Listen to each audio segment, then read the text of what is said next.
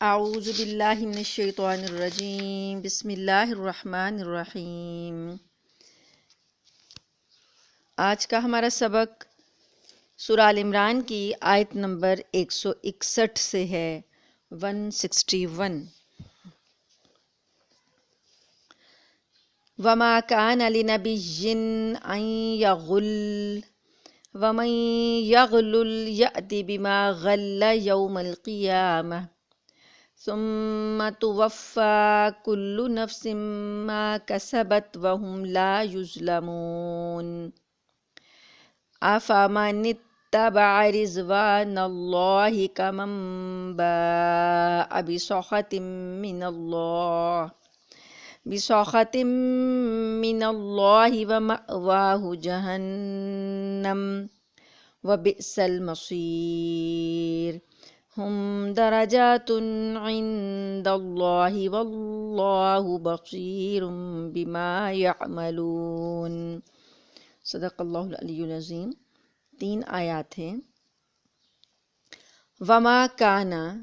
اور نہیں تھا یا نہیں ہے، لنبی کسی نبی کے لیے، یہ کہ یغل کہ وہ چھپائے، کہ وہ چھپا لے، یعنی کوئی چیز چھپا لے۔ وَمَن یغلل، اور جو چھپائے گا، یأتی لائے گا، بما غلہ جو اس نے چھپایا، یوم القیامتی قیامت کے دن۔ جو بھی کچھ چھپائے گا تو وہ قیامت کے دن اپنی چھپائی ہوئی چیز لائے گا۔ ثم پھر، توفا پورا پائے گا، کلو نفس ہر نفس ہر جان کو پورا دیا جائے گا، ما کسبت جو کمایا اس نے، وہم اور وہ، لا یظلمون ظلم نہیں کیے جائیں گے، یعنی ان پر ظلم نہیں کیا جائے گا، جو ان کی کمائی ہوگی وہ ان کو پوری دی جائے گی۔ افمن اتبع، کیا پس جو پیروی کرے، رضوان اللہ اللہ کی رضا کی، اللہ کی خوشنودی کی، کمن اس کی مانند ہے، باء لوٹا، بسخط غصے کے ساتھ، من اللہ اللہ کے، کیا جس نے پیروی کی اللہ کی رضامندی کی اس کی طرح ہو سکتا ہے جو اللہ کے غصے کے ساتھ لوٹا ہو؟ وَمَأْوَاهُ جہنم، اور اس کا ٹھکانہ جہنم ہے، وَبِئْسَ الْمَصِيرُ، وَبِئْسَ اور بہت برا ہے، المصیر وہ لوٹنے کی جگہ بہت بری ہے۔ ہم وہ، درجات درجے ہیں، عند اللہ اللہ کے پاس،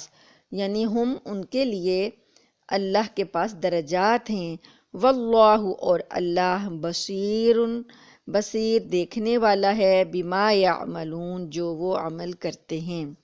اللہ ان کے اعمال کو دیکھ رہا ہے۔ وما کان لنبی ان یغل، اور نہیں ہے کسی نبی کے لائق یہ کہ وہ خیانت کرے یا چھپا لے۔ اب یہ والی جو آیت ہے، یہ جو زیر تفسیر جو یہ والا جملہ ہے، نبی کریم صلی اللہ علیہ وآلہ وسلم اور تمام جتنے بھی انبیاء علیہ السلام ہیں ان سب کی شان ہے اس میں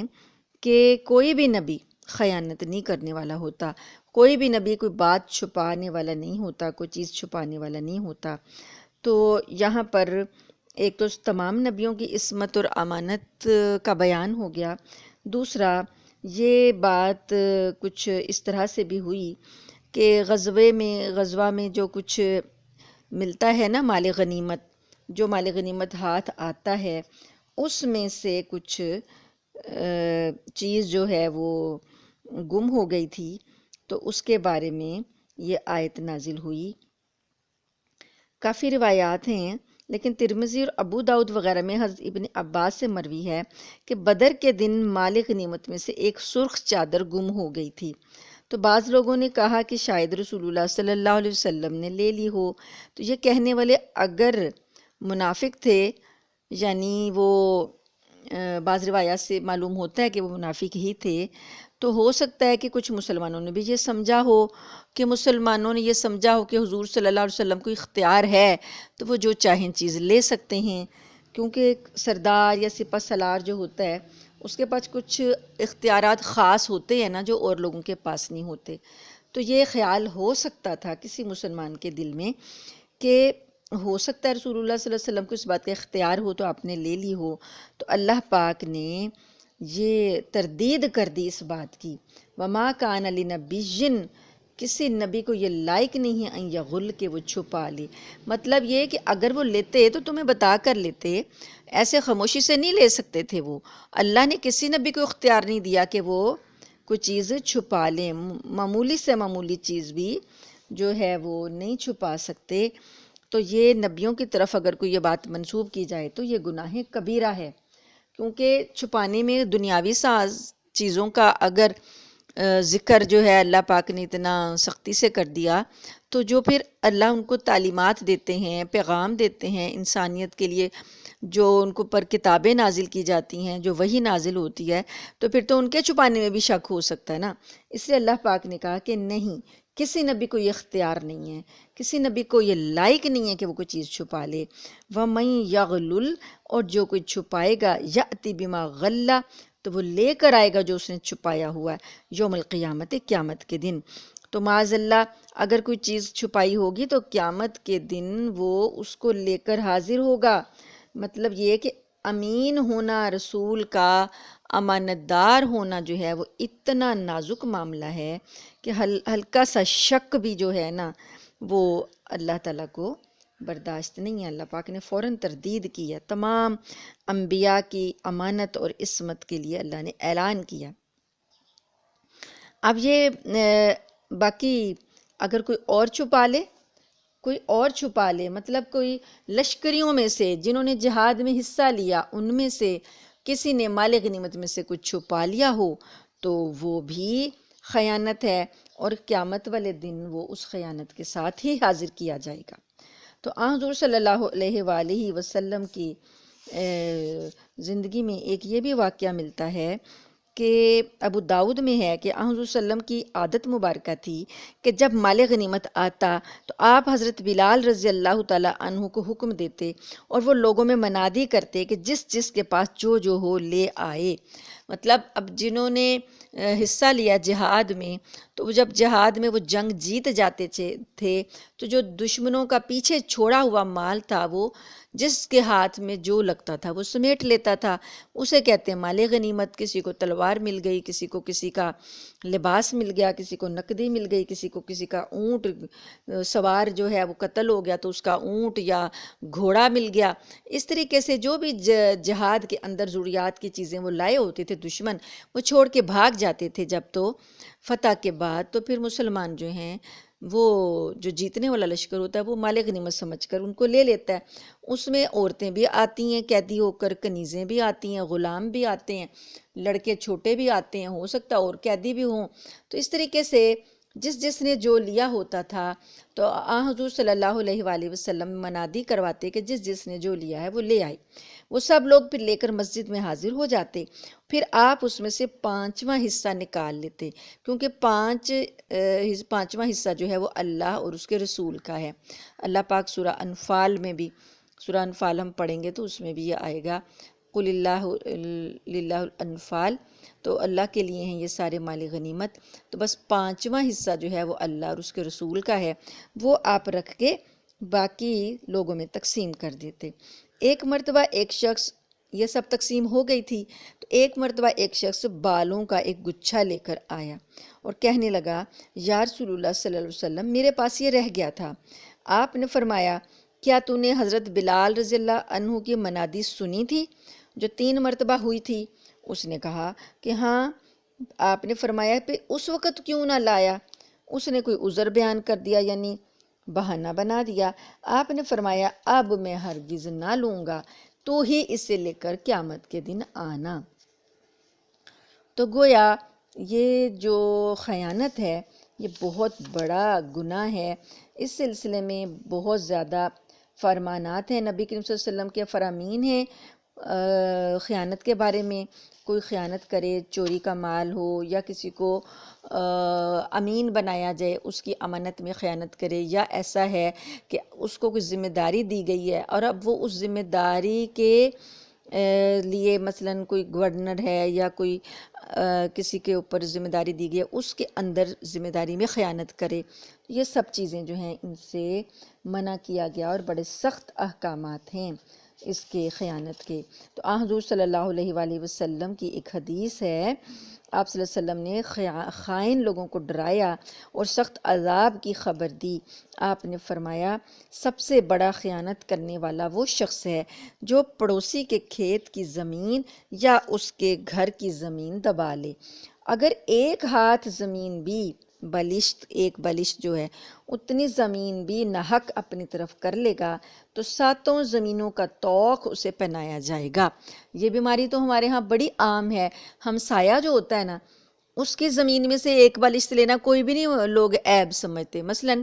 آپ نے ایک پلاٹ خریدا، اس پلاٹ کا جب نشاندہی کی،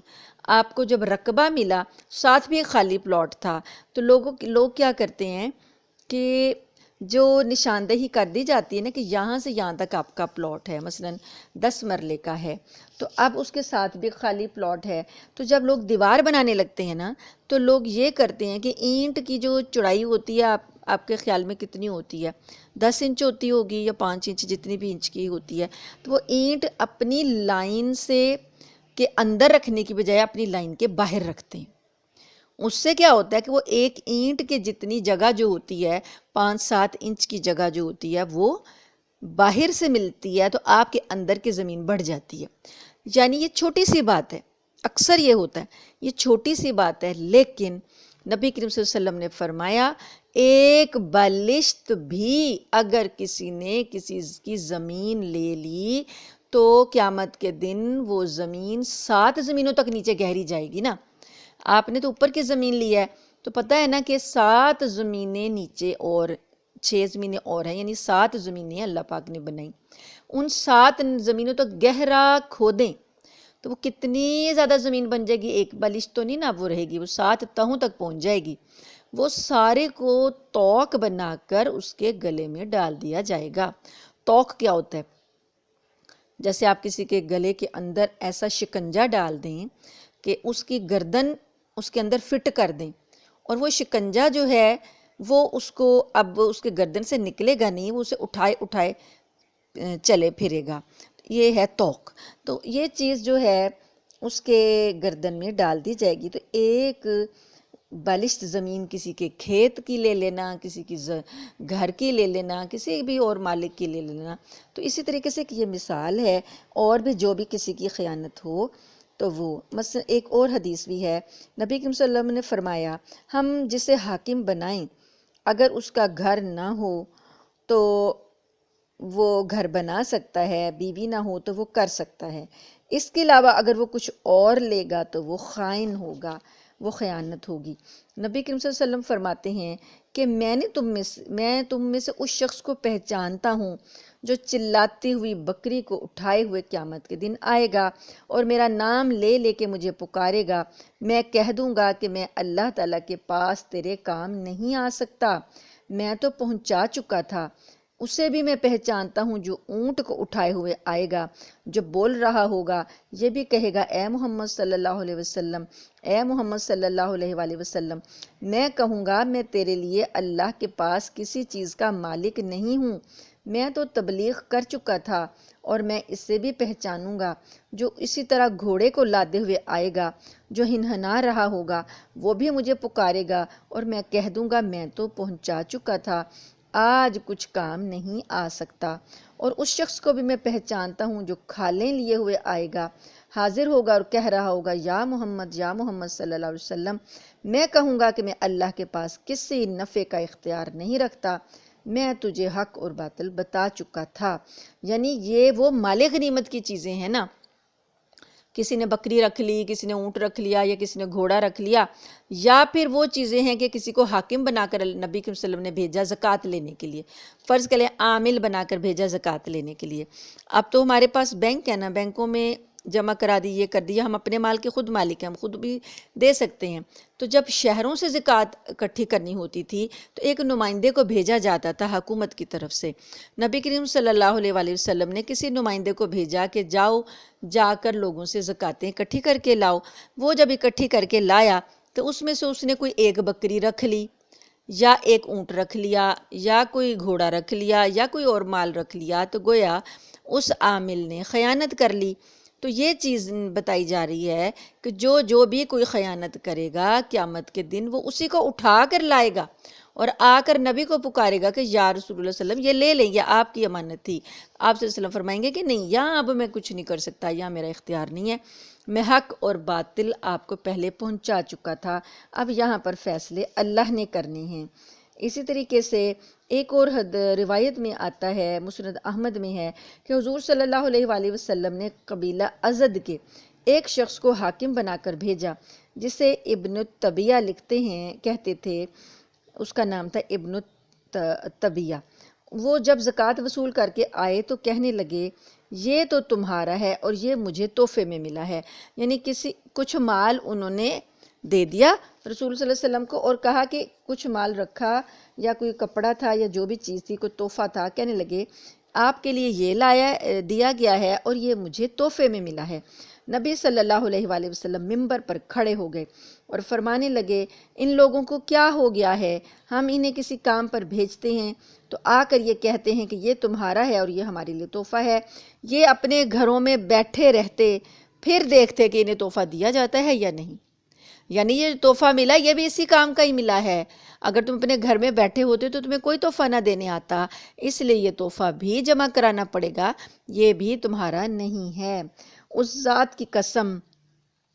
جس کے ہاتھ میں محمد صلی اللہ علیہ وآلہ وسلم کی جان ہے، تم میں سے جو کوئی اس میں سے کوئی چیز بھی لے لے گا وہ قیامت کے دن اسے گردن پر اٹھائے ہوئے لائے گا۔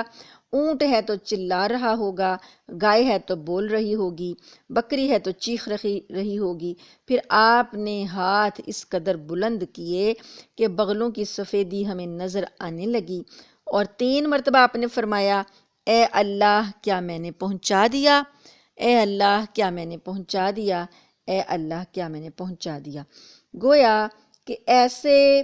تحصیلدار اور ایسے حاکم اور ایسے پٹواری اور ایسے کھاتے دار اور ایسے آفیسرز جو ان کو تحفے ملتے ہیں وہ بھی اسی وجہ سے ملتے ہیں کہ وہ عہدے پر ہیں، اگر وہ اپنے گھروں میں بیٹھے ہوتے تو انہیں کوئی بھی تحفے دینے نہ آتا تو گویا یہ بھی خیانت ہوگی، یہ بھی لوگوں کا مال ہوگا اگر وہ استعمال کریں گے۔ تو یہ نبی کریم صلی اللہ علیہ وآلہ وسلم کی احادیث ہیں، بہت زیادہ ہیں، لیکن یہ تھوڑی سی آپ کو بتائی ہیں کہ یہ بڑا سخت معاملہ ہے کہ جو بھی کوئی امین بنایا جاتا ہے نا اس کو پھر امانت میں بہت زیادہ احتیاط کرنی ہوتی ہے۔ نبی کریم صلی اللہ علیہ وآلہ وسلم کی ایک اور حدیث بھی ہے کہ فرمایا کہ اگر کسی نے 100 اونٹ چرائے ہوں تو وہ ان سب کو کس طرح گردن پر لا دے گا، تو حضرت ابو ہریرہ نے جواب دیا کہ جس شخص کی ایک داڑھ جو ہے، داڑھ جو ہوتی ہے دانت کا پچھلا والا داڑھ، احد پہاڑ کے برابر ہوگی، وہ اتنے اونٹوں کو بھی اٹھا سکے گا۔ مطلب یہ تھا کہ جہنمیوں کے جسم بڑے لمبے چوڑے بنا دیے جائیں گے، جیسا کہ احادیث میں آتا ہے کہ بعض جہنمیوں کی کھال تو 42 ہاتھ موٹی ہوگی، ہاتھ سے مطلب ہمارا ہاتھ نہیں ہے، یعنی یہ جس طرح جس کو ایک آپ کیا کہتے ہیں، یہ فٹ کہتے ہیں نا وہ چیز، اور دانت جو ہیں پہاڑ کی مانند، اور اس کے بیٹھنے کی جگہ اتنی ہوگی کہ جتنی مسافت مکہ اور مدینہ کے درمیان میں ہے، اور اس کے دونوں مونڈھوں یعنی کندھوں کے درمیان اتنا فاصلہ ہوگا جتنا کہ ایک تیز رفتار سوار کی 3 دن کی مسافت، یعنی یہ اتنے لمبے چوڑے اللہ ان کو جسے دے دے گا۔ تو اس حساب سے یہ سب چیزیں جو ہیں ہماری یہاں کی دنیا کے حساب سے بہت مختلف ہوں گی۔ ہمارا یہاں کا ایک جو بھی ہم حساب رکھتے ہیں، جیسے جنت میں آتا ہے نا کہ یہاں کا جو پھل ہے وہ کتنا چھوٹا سا ہے، اور جنت کے پھل جو ہیں وہ کتنے بڑے بڑے ہوں گے کہ ایک انگور جو ہے وہ ایک انگور کا دانہ جو ہے وہ ایک تربوز کے دانے کے برابر ہوگا۔ اس طریقے سے جہنمیوں کے عذاب بھی بہت بڑے بڑے ہوں گے۔ بظاہر میں ایک ہم مثال دے سکتے ہیں چھوٹی سی، لیکن وہاں کے حالات بہت زیادہ مختلف اور بے حد ہیبت ناک اور خوفناک ہوں گے۔ تو اسی طریقے سے مال غنیمت کی چوری کا مسئلہ بھی اس میں آ گیا، یہ بھی آ گیا کہ حاکم اور سردار کی کو جو مال دیے جاتے ہیں وہ بھی خیانت اس میں ہوتی ہے۔ اور اسی طریقے سے یہ حال مسجدوں، مدرسوں اور خانقاہوں کے اوقاف کے اموال کا ہے، جس میں ہزاروں لاکھوں مسلمانوں کا چندہ ہوتا ہے۔ اگر وہ معاف کرائے گا تو کس سے کرائے گا؟ اس طرح بیت المال حکومت کے سرکاری خزانے کا حکم ہے، کیونکہ اس میں پورے ملک کے باشندوں کا حق ہوتا ہے۔ تو جو اس میں چوری کرے گا تو اس نے گویا سب کی چوری کی، مگر چونکہ یہ مال ایسے ہوتا ہے نا کہ ان کے اوپر کوئی مالک ان کو نظر نہیں آتا تو یہ بے پرواہی کرتے ہیں۔ اس طریقے سے بہت زیادہ چوری اور خیانت انہی مالوں میں ہو رہی ہے جو کہ لوگوں کے مال ہوتے ہیں اور کوئی پوچھنے والا نہیں ہوتا۔ اب اسی طریقے سے ایک حضرت ابو رافع رضی اللہ تعالی عنہ فرماتے ہیں کہ رسول صلی اللہ علیہ وآلہ وسلم عموماً نماز عصر کے بعد جو ہیں وہ ایک مجلس میں بیٹھتے تھے۔ تو ایک دن کیا ہوا، مغرب کے وقت وہاں سے چلے تو وقت تھوڑا تھا مغرب کی نماز کا، تو اب تیز تیز چل رہے تھے تو بقیع سے گزرے نا، قبرستان بقیع کا جو ہے وہاں سے گزرے تو فرمانے لگے تف ہے تجھے، تف ہے تجھے، تف ہے، یعنی جیسے کہتے ہیں نا افسوس ہے تجھ پر، افسوس ہے تجھ پر۔ تو ابو رافع فرماتے ہیں کہ میں سمجھا کہ آپ مجھے فرما رہے ہیں، چنانچہ میں اپنے کپڑے ٹھیک ٹھاک کرنے لگا اور پیچھے رہ گیا کہ ہو سکتا ہے کہ میری کوئی وجہ سے آپ صلی اللہ علیہ وسلم کہہ رہے ہیں مجھے کہ تجھ پر افسوس ہے۔ تو پھر آپ صلی اللہ علیہ وسلم نے فرمایا کیا بات ہے؟ میں نے کہا حضور صلی اللہ علیہ وسلم میں آپ کے اس فرمان کی وجہ سے رک گیا۔ آپ نے فرمایا میں نے تجھے نہیں کہا، بلکہ یہ قبر فلاں شخص کی ہے، اسے میں نے فلاں قبیلے کی طرف عامل بنا کر بھیجا تھا، اس نے ایک چادر لے لی تھی اور وہ چادر اب آگ بن کر اس کے اوپر بھڑک رہی ہے، یعنی قبر کے اندر اس کی جو حالت تھی وہ حضور صلی اللہ علیہ وسلم کو نظر آ گئی، اس لیے آپ نے اس پر افسوس کا اظہار کیا کہ عامل بنایا تھا تو جو بھی کچھ سامان تھا تیرے پاس اس میں سے ایک چادر تو نے رکھ لی تھی، تو اب وہ چادر آگ بن کر اس کے اوپر بھڑک رہی ہے۔ تو آپ دیکھیں کہ یہ مومن ہی تھا نا، جو عامل تھا نبی صلی اللہ علیہ وسلم کو کے دور کا ہی بندہ تھا نا، تو وہ عذاب دیکھیں، وہ خیانت جو ہے اس کو بھی عذاب سے نہیں بچا سکی۔ تو اسی طریقے سے حضرت عبادہ بن صامت فرماتے ہیں کہ رسول اللہ صلی اللہ علیہ وآلہ وسلم مال غنیمت کے اونٹ کی پیٹھ کے چند بال لیتے، پھر فرماتے میرا بھی اس پر وہی حق ہے جو تم میں سے کسی ایک کا، یعنی کہ جیسے تم لوگوں کا حق ہے اس اونٹ پر ویسا ہی میرا حق ہے، تو خیانت سے بچو، خیانت کرنے والے کی رسوائی قیامت کے دن ہوگی، سوئی دھاگے تک پہنچا دو اور اس سے حقیر چیز بھی اپنے پاس کچھ نہ رکھو، جو بھی امانت ہے سب پہنچا دو، اللہ تعالیٰ کی راہ میں نزدیک والوں اور دور والوں سے جہاد کرو، وطن میں بھی اور سفر میں بھی جہاد جنت کے دروازوں میں سے ایک دروازہ ہے۔ جہاد کی وجہ سے اللہ تعالیٰ مشکلات اور رنج و غم سے نجات دیتا ہے۔ اللہ کی حدیں نزدیک اور دور والوں میں جاری کرو، اللہ کے بارے میں کسی ملامت کرنے والے کی ملامت تمہیں نہ روکے۔ اب دیکھیں کہ یہ حدیث جو ہے، مطلب اتنی زیادہ احادیث ہیں، ہمارے پاس وقت کم ہے لیکن کچھ نہ کچھ میں نے آپ کو بتا دیا۔ اسی طریقے سے جو یہ آیت اگلا ٹکڑا ہے وَمَن يَغْلُلْ يَأْتِ بِمَا غَلَّ يَوْمَ الْقِيَامَةِ، جو کوئی خیانت کرے گا وہ قیامت کے دن اپنی خیانت کو لے کر حاضر ہوگا۔ تو مسند احمد میں ہے کہ خیبر کی جنگ والے دن صحابہ کرام رضی اللہ عنہم آنے لگے اور کہنے لگے فلاں شہید ہے، فلاں شہید ہے۔ جب ایک شخص کی نسبت یہ کہا تو رسول اللہ صلی اللہ علیہ وآلہ وسلم نے فرمایا ہرگز نہیں، میں نے اسے جہنم میں دیکھا ہے، کیونکہ اس نے غنیمت کے مال کی ایک چادر خیانت کر لی تھی۔ پھر آپ نے فرمایا اے عمر بن خطاب رضی اللہ عنہ، تم جاؤ اور لوگوں میں منادی کرا دو کہ جنت میں صرف ایماندار ہی جائیں گے۔ چنانچہ میں چلا اور سب میں یہ ندا کر دی۔ تو گویا